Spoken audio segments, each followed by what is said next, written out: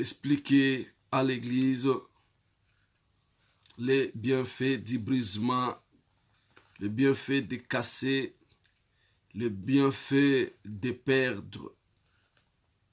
Quoi perdre? Perdre quelque chose qui soit aussi utile, perdre quelque chose qui soit aussi à des fois important, perdre quelque chose qui puisse exister, perdre. Donc, casser, séparer des... C'est ce que nous appelons brisement dans le domaine spirituel. Et c'est ce que nous appelons aussi la souffrance dans la foi. Est-il permis la souffrance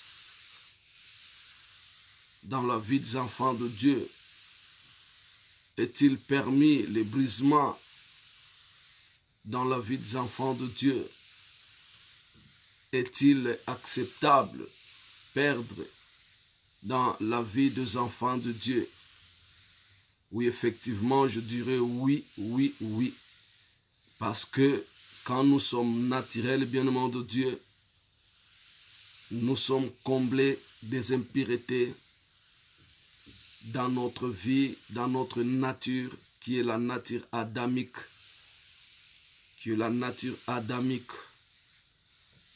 Et pour devenir, bien-aimés de Dieu, utile à Dieu, il faut que nous puissions traverser, bien-aimés de Dieu. Il faut que nous puissions passer, bien-aimés de Dieu, sur un passage obligé, sur un chemin obligé. Et dans ces chemins, bien-aimés de Dieu, ça peut être le chemin de taillerie pour nous donner de la forme. Ça peut être le chemin de brisement, bien-aimés de Dieu, pour nous dépiécer et nous séparer de impuretés. C'est pourquoi nous disons que le brisement est utile dans la vie de la foi. La souffrance est aussi utile dans la vie chrétienne. La souffrance est permise dans la vie chrétienne. Parce qu'il est écrit dans le livre de Job, c'est un verset que j'aime beaucoup, chapitre 14, verset 1er, l'homme né de la femme, sa vie est courte et sans cesse agitée. Donc les agitations sont les mouvements de haut et les bas. Alors, dans la formation, bien-aimés de Dieu, il y a des moments durs, il y a des moments légers, il y a des moments faciles, il y a des moments aussi compliqués. Alors, nous, bien-aimés de Dieu, qui sommes appelés dans cette vie chrétienne, cette vision d'excellence et de grandeur, bien-aimés de Dieu, nous ne pouvons pas accéder à la gloire de Dieu sans toutefois passer, bien-aimés, dans l'école de Dieu. Et si nous acceptons l'école de Dieu, bien-aimés de Dieu, nous devons accepter les hauts et les bas. Nous devons accepter les mouvements, bien-aimés de Dieu, de perdre pour gagner à côté. C'est pourquoi, s'il faut que nous puissions lire dans notre Bible, nous avions préparé un verset qui est dans le livre de Jérémie, chapitre 48, verset 11. Jérémie 48, verset 11. Nous allons lire le livre de Jérémie, chapitre 48, verset 11. L'Éternel parle du bienfait des transvasages. Les transvasages, c'est dans le domaine de liquide. Le brisement, c'est dans le domaine physique, dans le domaine matériel, dans le domaine des matières physiques.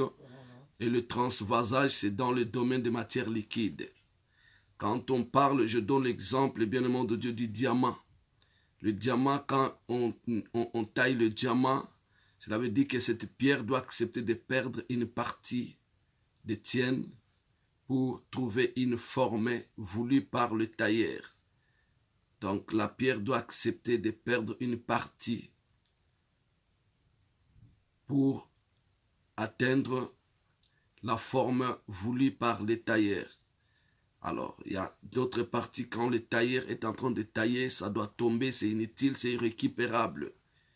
Ça doit partir pour trouver maintenant une forme utile. Parce que le diamant a sa valeur terminale, sa valeur finale, lorsqu'elle est taillée. Si la pierre n'est pas encore taillée, et bien-aimé de Dieu, elle n'a pas encore sa valeur finale. Elle n'a pas encore son expertise finale. Moi, je suis dans ce domaine, j'ai fait à peu près 20 ans dans ce domaine, dans les affaires, dans l'expertise, j'ai la formation et c'est pourquoi je peux donner cet exemple. Parce que nous parlons du brisement, donc la pierre doit accepter d'être brisée, la pierre doit accepter de perdre une de ses parties pour trouver une forme finale, sa valeur finale, son expertise finale. Et la valeur finale, bien-aimé de Dieu, est plus grande que la valeur initiale. Quand la pierre est encore naturelle, non taillée, bien-aimé de Dieu, elle ne peut pas être vendue de la même valeur que la pierre qui est déjà taillée. Donc, même s'ils ont le même poids, la même couleur, mais ils ne seront pas vendus, bien-aimé, le même prix. Et toutes les pierres qui sortent de la terre, aucune pierre n'est sortie de la terre déjà taillée avec une forme, bien-aimé de Dieu, finale. Non. Elle peut être bien taillée, on dit que la pierre est bien, elle a une bonne forme. Mais obligatoire, il doit passer par la taillerie pour trouver une forme. Parce que c'est le joaillier, bien-aimé de Dieu, qui donne la forme de la pierre pour la vendre. Et cette pierre doit passer par la taillerie. Et pendant qu'on la taille, elle doit accepter de perdre. Et la pierre qui n'a pas passé par la taillerie, bien-aimé de Dieu, ne peut pas, bien-aimé de Dieu, être posée sur la couronne de la princesse. Si la pierre veut être posée, bien-aimé de Dieu, si la couronne de la princesse, elle doit accepter d'être taillée. Là, je parle de la foi et de la vie chrétienne. On ne peut pas être glorifié, bien-aimé de Dieu, si on n'accepte pas de passer, bien-aimé de Dieu, dans le brisement. Si on n'est pas brisé, on ne peut pas atteindre la stature parfaite. Cette stature que l'Éternel Dieu a besoin. Cette stature que l'Éternel Dieu a besoin. Cette stature de la perfection. Cette stature parfaite, bien-aimé de Dieu. L'homme parfait doit accepter et doit passer, bien-aimé de Dieu, le brisement, doit accepter le brisement, doit accepter de passer dans la taillerie, doit être taillé, jusqu'à trouver la forme finale, ce que nous appelons la perfection de Dieu. C'est pourquoi Dieu a établi les 5 ministères sur la terre pour le perfectionnement des saints. Nous sommes les saints, mais nous devons, bien-aimés de Dieu, passer dans le chemin du perfectionnement. Cela veut dire passer le brisement. Israël était le peuple de Dieu, c'est l'Éternel le Dieu qui les a délivrés. Il les a fait sortir de l'Égypte. Il pouvait les faire arriver en Canaan, bien-aimé de Dieu, dans 3 jours, 11 jours, 9 jours, selon son dessein. Et si c'est un miracle, il pouvait aussi le faire quitter aujourd'hui l'Égypte et demain le Canaan. Mais l'Éternel n'a pas permis que cela soit ainsi. Il les a fait passer 40 ans dans le désert. C'est juste pour leur donner la forme qui sera utile pour la terre promise. Leur donner le caractère qui sera utile pour la terre promise. C'est le caractère de l'adoration. C'est le caractère du culte, bien-aimé de Dieu. Ils devraient bien aimer s'habituer au culte dans le désert, adorer dans le tabernacle. Alors quand ils seront dans la terre promise, ils pourront bien adorer maintenant dans les temples. Alors nous allons lire, bien-aimé de Dieu, en ce qui concerne, bien-aimé de Dieu, le transvasage, les tailleries, on pourra parler des pierres. Mais maintenant, si nous parlons des liquides, le liquide pour atteindre sa perfection, bien-aimé de Dieu, à l'exemple du vin. Le vin réjouit le cœur du roi. Donc le roi était là, il se servait de deux nourritures majeures. Le roi se servait, bien aimé de Dieu, de vin et de pain. C'est pourquoi il y avait celui qu'on appelle les panetiers. Les panetiers, c'est celui qui donnait les pains, qui servait les pains au roi. Et le roi, les pains étaient la nourriture de base dans le palais royal. Et le vin était aussi les liquides de base dans le palais du roi. Alors, celui qui servait les vins, on l'appelait le chanson. Et celui qui servait le pain, on l'appelait le panetier. Si on peut aller dans l'histoire de Joseph, les deux hommes qui étaient avec lui dans la prison, l'un était le panetier et l'autre était les chansons. Alors, les jours où le roi devrait leur faire sortir de la prison, il a tué, il a exécuté le panetier et il a, bien aimé de Dieu, ramené à son travail les chansons, bien aimé de Dieu, c'est lui qui servait le vin. Alors, le vin, bien aimé de Dieu, c'est le produit de la vigne.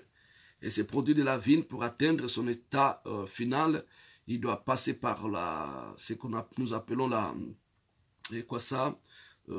fermentation. La fermentation, et dès qu'elle est fermentée, bien aimé de Dieu, elle n'est pas pure. Elle n'est pas pure. Alors, pour le purifier, on doit, bien aimé de Dieu, lui passer dans ce qu'on appelle les transvasages. Nous lisons notre Bible dans les livres de Jérémie chapitre 48, verset 11. Nous commençons verset 10. Maudit soit celui qui fait avec négligence l'œuvre de l'Éternel. Maudit soit celui qui éloigne son épée du carnage. Moab était tranquille depuis sa jeunesse. Il reposait sur sa lit. Il n'était pas vidé d'un vase à un autre. Et il n'allait pas en captivité. Aussi son goût lui est resté. Et son odeur ne s'est pas changée. Ici, on parle de Moab, qui est une ville, une nation, un pays, qui est Moab. Mais on le compare, bien au nom de Dieu, au vin. Qu'est-ce qu'on dit? On dit Moab s'est reposé sur sa lit. On parle de la lit, oui, sur la lit. La lit qu'on parle ici, ce n'est pas le lit où nous allongeons, nous dormons. La lit, on parle ici, c'est la boue. C'est la pâte qui se forme en dessous du vin. Dès que le vin est fermenté et qu'on va le déposer quelque part, bien aimé, on verra que toute la poussière va descendre en dessous, en bas, pour former une masse, une pâte.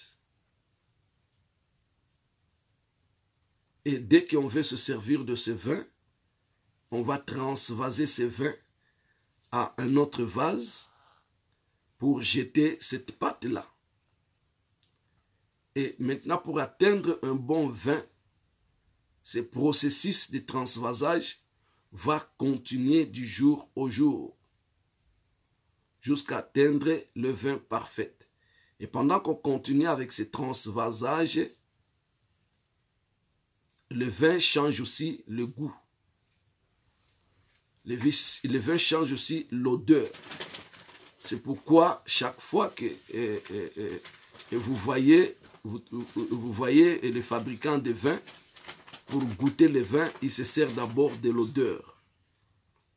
Ils sentent d'abord si l'odeur a changé pour voir si le vin a atteint sa maturité.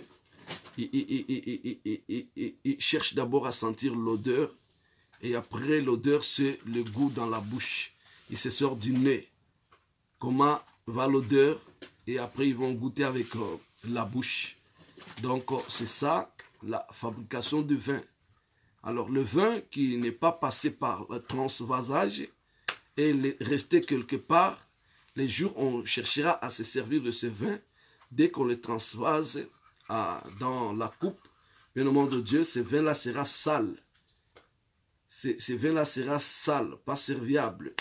Donc, le roi ne peut pas se servir de ce vin qui a peut-être des trucs dedans qui se voient dedans. Non, le roi se sert d'un vin pur, parfait. Alors, pour que ce vin parfait puisse arriver dans le palais royal, dans la coupe du roi, ce vin-là, bien aimé de Dieu, doit être pur. Ça doit passer beaucoup de temps dans le transvasage. Alors, le fait de transvaser le vin qui était hier, peut-être 40 litres, après avoir passé beaucoup de temps de transvasage, le vin peut se retrouver, bien aimé de Dieu, au lieu de 40 litres, à 30 litres. Mais le vin qui n'a pas été transvasé peut garder le litrage, donc 40 litres. Mais le lendemain, quand on vient l'essayer, bien aimé de Dieu, on va trouver qu'il garde le goût, il garde la couleur, il garde le même odeur. Mais le vin qu'on a transvasé hier, qu'on a changé de récipient et on a jeté la boue qu'on appelle la lie, qui se forme en bas, en dessous de la bouteille. Ce vin-là, bien aimé de Dieu, garde le même goût et le même odeur. Et ce vin-là ne peut pas entrer dans la cour royale. Mais le vin qui est perfectionné, le vin qui a été transvasé d'une vase à une autre, bien aimé de Dieu, change la couleur, change l'odeur et change aussi le goût et atteint l'état parfait, l'état final pour entrer dans le palais royal. Alors le fait d'être transvasé, de passer tous ces mouvements, ce sont les agitations. Cela veut dire que le vin n'est pas calme. Le vin n'est pas calme, le vin n'est pas calme. Alors ici, Dieu avait décidé de frapper Moab. Quand il avait décidé de frapper Moab, c'était une chose étrange que Moab n'était pas habitué avec. Israël était habitué au châtiment de Dieu. Chaque fois qu'il péchait, il était puni par l'Éternel et il était habitué au châtiment. Et ce châtiment a mené Israël à la maturité. Alors beaucoup de gens fuyaient Israël à cause du châtiment de Dieu. Chaque fois que la main de Dieu châtiait Israël, il y avait beaucoup de peuples, bien aimés de Dieu, qui fuyaient Israël. Je peux donner l'exemple de Naomi, qui s'était retrouvée avec son mari à Moab quand ils avaient fui Bethléem. Pourquoi? Parce qu'il y avait la famine dans Bethléem. Or, Bethléem était la ville de pain. Mais un jour, il n'y avait plus le pain, il y avait la famine. Oui, cela n'était pas dans la volonté d'un homme ou alors de l'ennemi, mais c'était dans la volonté permissive de Dieu. C'est l'Éternel Dieu qui avait permis que la sécheresse entre dans Bethléem. Parce qu'il dit dans le livre de Romains chapitre 8, verset 28, il dit « Tout concourt au bien de ceux qui aiment Dieu ». Donc l'Éternel Dieu permet d'autres choses juste pour amener à la maturité ceux qui sont à lui, bien-aimés de Dieu. C'est pourquoi il dit « Tout concourt au bien de ceux qui aiment Dieu ». Cela veut dire que les brisements concourent au bien de ceux qui aiment Dieu. D'autres souffrances concourent au bien de ceux qui aiment Dieu. Une personne qui passe le temps dans la souffrance, bien-aimé de Dieu, il faut que tu te sers de ta souffrance. Je parle à quelqu'un, bien-aimé de Dieu. Il faut que tu te sers de ta souffrance. Il faut que tu te sers de ta douleur. Il faut que tu te sers, bien-aimé de Dieu, du blocage qui est devant toi. Donc tu ne peux pas vivre, bien-aimé de Dieu, de moments de blocage et que ce blocage-là, un jour, bien-aimé de Dieu, soit débloqué et que tu ne puisses pas bénéficier, bien-aimé de Dieu, de cette situation. Non. Même la maladie qui est dans ton corps, tu dois te servir de cette maladie. Même, bien-aimé de Dieu, la stérilité qui dure encore, tu dois te servir de cette stérilité. Même les papiers qui traînent, les situations administratives qui te compliquent, bien-aimé de Dieu, tu dois te servir, bien-aimé de Dieu, de cette situation. Le chômage, bien-aimé de Dieu, tu dois te servir de cette chômage. Tu es bloqué, bien-aimé de Dieu, tu es à la frontière, tu n'arrives pas à accéder, bien-aimé de Dieu, en Europe. Bien-aimé, ce blocage ou cette montagne, bien-aimé de Dieu, ne doit pas passer en vain. Tu dois te servir de cette montagne.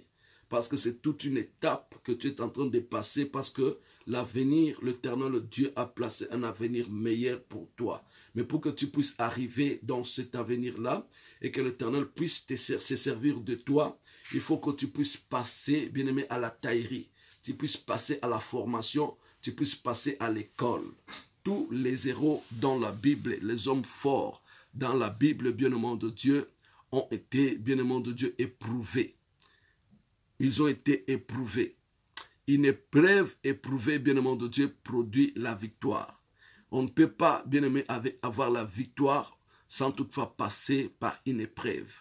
Alors, une épreuve éprouvée, c'est cette épreuve, bien-aimé de Dieu, qui peut produire la victoire. On ne peut pas être victorieux sans toutefois passer par l'épreuve. Et les épreuves sont, bien-aimé de Dieu, toutes ces situations négatives, toutes ces situations contraires que nous puissions rencontrer, bien-aimé de Dieu, dans nos vies, dans le domaine mental, dans le domaine sentimental, dans le domaine physique, de la santé, dans le domaine financier, matériel, dans le domaine administratif, bien-aimé de Dieu, nous pouvons rencontrer beaucoup de problèmes, surtout des blocages, des barrières, des combats qui viennent dans notre vie, bien-aimé de Dieu, des souffrances qui arrivent dans notre vie, bien-aimé de Dieu. Si nous sommes réellement enfants de Dieu, ce n'est pas à nous juger, ce n'est pas à nous condamner, c'est d'abord à dire que tout concourt au bien de ceux qui aiment Dieu et de se servir, bien-aimé de Dieu, de cette souffrance.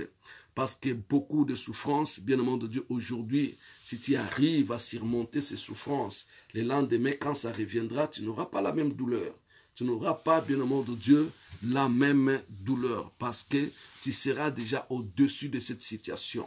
Aujourd'hui, un sportif, bien-aimé de Dieu, qui sait faire, bien-aimé de Dieu, du coup, 300 ponts, bien-aimé de Dieu, il est différent d'un sportif qui commence aujourd'hui, qui a du mal de faire 50 ponts.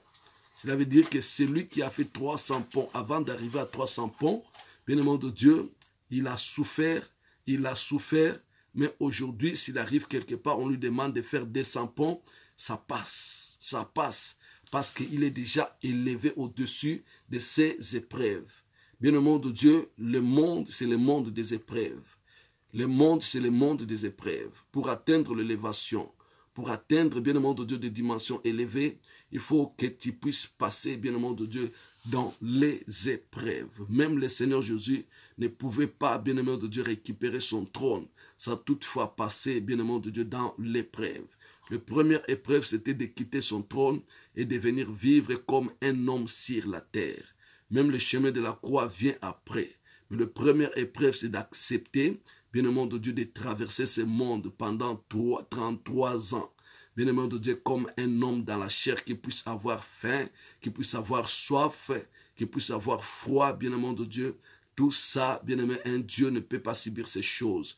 Un Dieu ne peut pas subir ces choses. Parce que là où l'Éternel est sur son trône, bien-aimé de Dieu, il n'a jamais eu froid, il n'a jamais eu faim, il n'a jamais eu, bien-aimé de Dieu, chaud, il n'a jamais, bien-aimé de Dieu, eu des contraintes. Alléluia.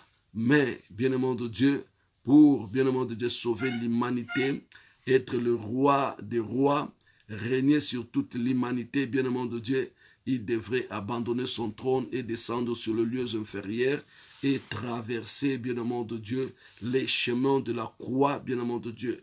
C'est pourquoi le Seigneur Jésus dit ceci, c'est lui qui veut me suivre. Parce que si tu veux suivre Jésus aujourd'hui, c'est pas, bien-aimé de Dieu, pour qu'il t'abandonne, bien-aimé de Dieu, en route, ou alors pour qu'il t'abandonne quelque part, non. C'est lui qui suit Jésus, la destination, c'est le trône de Dieu. C'est le trône de Dieu pour partager la même gloire avec Jésus. Et il dit que celui qui veut me suivre, parce que je suis le chemin, la vérité et la vie. Je suis le chemin, la vérité et la vie. Celui qui veut me suivre, il doit porter sa croix. Cela veut dire qu'il doit accepter, bien-aimé de Dieu, les épreuves. Il doit accepter les épreuves. Bien-aimé de Dieu, une épreuve éprouvée produit la victoire. David ne pouvait pas être appelé vainqueur s'il n'avait pas accepté d'éprouver, bien-aimé de Dieu, alléluia, devant Goliath. C'est pourquoi, mon frère, ma sœur, aujourd'hui, il faut accepter la purification. Il faut accepter d'être taillé. Si tu veux être, bien-aimé de Dieu, la flèche de Dieu, Il faut que tu acceptes d'être taillé, être pointi. Alléluia. On ne peut pas trouver la pointe d'un métal sans toutefois, bien aimé de Dieu, les tailler. Et pendant qu'on taille le métal perd. Il perd une partie de lui pour trouver maintenant la forme finale, bien-aimé de Dieu. C'est pourquoi, bien-aimé de Dieu, nous aussi, tant qu'enfants de Dieu, si nous voulons être glorifiés avec Christ, nous devons accepter de perdre de gloire, bien-aimé de Dieu, naturel, bien-aimé de Dieu, perdre l'orgueil, perdre l'égoïsme, perdre le mensonge, perdre beaucoup, perdre les moi. Donc, toutes ces choses, nous devons accepter de les perdre. Si nous acceptons de perdre, bien-aimé de Dieu, toutes ces choses, bien-aimé de Dieu, tous ces caractères sataniques, diaboliques, bien-aimé de Dieu, pour avoir un caractère, bien-aimé de Dieu, des hommes parfaits, des hommes charismatiques, des hommes que Dieu a besoin, des adorateurs, bien-aimé de Dieu, il faut accepter de perdre. Et perdre, c'est aussi souffrir, bien-aimé de Dieu. Perdre, c'est aussi souffrir, parce qu'aucune personne ne peut perdre, bien-aimé de Dieu, et rire. Non. On peut perdre, bien-aimé de Dieu, son travail pour la gloire de Dieu. On peut perdre des amis pour la gloire de Dieu. On peut perdre la compagne, bien-aimé de Dieu, pour la gloire de Dieu. On peut perdre, bien-aimé de Dieu, alléluia, une affaire pour la gloire de Dieu. Moi, votre bien-aimé, j'étais dans les affaires de diamant.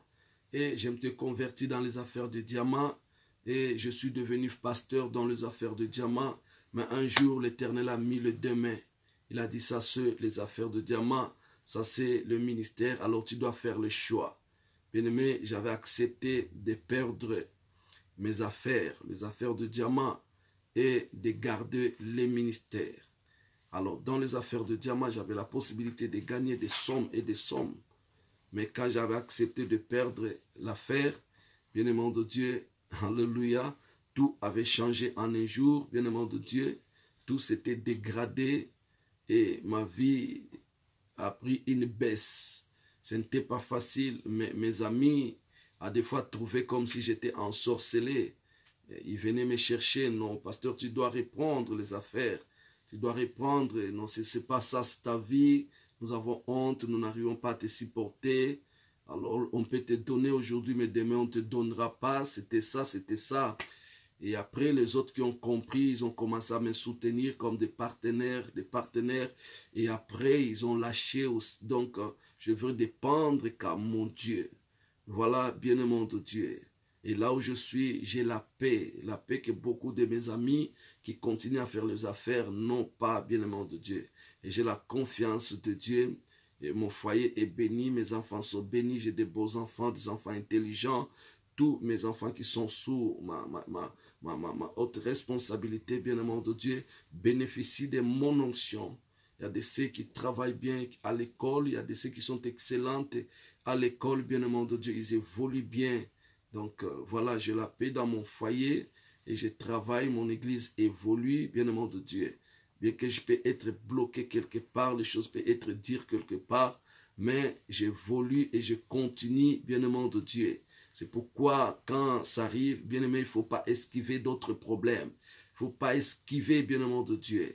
Quand il n'y a pas de l'argent pendant un moment, il n'y a pas du boulot, il n'y a pas d'ouverture, bien-aimé de Dieu, il faut accepter et demeurer toujours dans la présence de Dieu.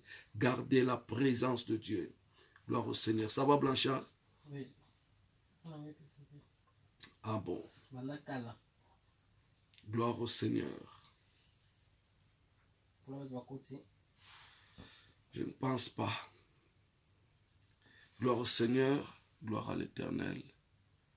Gloire à notre Dieu. Je bénis l'Éternel, bien-aimé de Dieu. Là, je donne mon témoignage que je vais peut-être continuer un jour. Et je bénis l'Éternel pour nous avoir accordé cette journée. Je vais dire à quelqu'un, bien-aimé de Dieu, Moab, bien-aimé de Dieu, était frappé. Toutes les villes de Moab étaient frappées. Et c'était étrange, bien-aimé de Dieu, quand Moab était frappé et Moab n'a pas supporté, c'était plus douloureux, c'était plus compliqué parce qu'il entendait seulement que la guerre arrivait, il entendait seulement que les déportations arrivaient, il avait seulement entendu bien le monde de Dieu, qu'il y avait les assujettions, les dominations sur Israël, mais ce jour-là, c'était le tour de Moab. Et l'Éternel a permis, il a insisté que personne ne néglige l'épée. Donc s'il faut tuer sur Moab, il faut tuer. Que personne ne se réserve, que personne. Donc il faut vraiment, vraiment détruire s'il faut détruire. Pourquoi? Parce que Moab n'était pas attentive. Moab n'avait pas l'écoute de Dieu. Moab était là assis sur sa lit. Donc sur la pâte comme le vin sur la pâte. Et ce vin-là qui est demeuré longtemps sur la pâte est inutile, bien au monde de Dieu, et peut pourrir, bien au monde de Dieu, au lieu de se fermenter bien, mais va maintenant se pourrir et se perdre, donc et devenir même irrécupérable, parce qu'il est beaucoup resté sur la boue, sur cette pâte qu'on appelle la lie, bien au monde de Dieu. Alors, l'Éternel Dieu a dit que c'est ça la nature de Moab. Moab s'est habitué au péché, Moab s'est habitué au mal. Mais Israël, chaque fois qu'il était transvasé, donc où il était châtié, bien aimé, il s'est restauré, il s'est purifié. Mais Moab, ce n'était pas le cas. C'est pourquoi là, l'Éternel parle maintenant de Moab qu'il va souffrir. Qu'il va souffrir, il ne saura même pas endurer sa souffrance parce qu'il n'était pas habitué. Bien-aimé de Dieu, toi qui passes de souffrance à souffrance, tu évolues, bien-aimé de Dieu, ne regrette pas et n'abandonne pas, persévère jusqu'à la fin. Que le Seigneur nous bénisse à la prochaine. Soyez bénis, bien-aimé de Dieu, à 20. Nous sommes là, bien-aimé de Dieu, à nous revoir demain à 6 heures du matin. Je crois que la technologie ou les techniques nous a fait défaut. Sinon, ceux qui vont recevoir ce message ou alors qui l'ont reçu, bien-aimé de Dieu, méditez sur ce message. Lisez le chapitre 48 de Jérémie, chapitre 48, du premier même jusqu'au dernier verset. Vous aurez l'histoire de Moab, combien Moab devrait souffrir parce qu'il était resté calme pendant longtemps. Et ces jours-là, le châtiment sur Moab, bien-aimé de Dieu, était étrange et compliqué. Et Moab ne pouvait pas avoir la maturité parce qu'il n'était pas, bien-aimé de Dieu, transvasé comme le vin. Il n'était pas taillé, bien-aimé de Dieu. Donc l'Éternel ne pouvait pas se servir de Moab parce que Moab n'était pas taillé. Bien-aimé de Dieu, acceptons d'être taillés. Abandonnons-nous entre les mains de Dieu comme l'argile entre les mains du potier. Laisse l'Éternel nous conduire, bien-aimé de Dieu. Même si c'est le chemin de la souffrance, acceptez. Si c'est pour la gloire de Dieu, bien-aimé, après cela, il y aura la gloire. Que le Seigneur nous bénisse au nom puissant de Jésus. Amen.